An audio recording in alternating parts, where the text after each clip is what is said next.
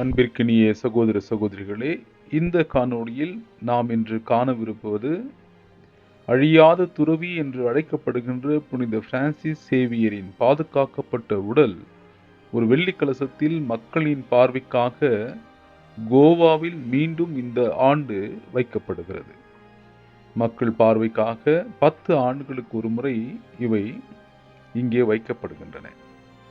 எனவே இந்த ஆண்டு அநேக மக்கள் உலகிலிருந்து இந்த இடத்திற்கு வருவார்கள் என்று எதிர்பார்க்கப்படுகிறது.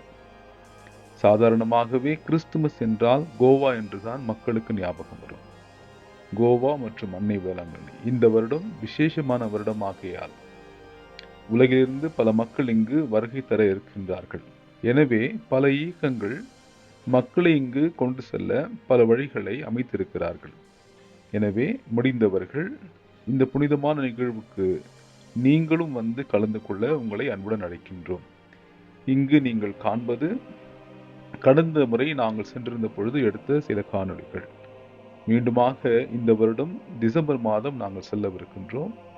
அப்பொழுது உங்களுக்கு இந்த ஆலயத்தின் வரலாறையும் புனித சவேரியாரின் வரலாற்றினையும் நாங்கள் உங்களுக்கு வெளியிட இருக்கின்றோம். இந்த காணொளியை காண்கின்றதற்காக உங்களுக்கு நன்றி கூறுகின்றோம்.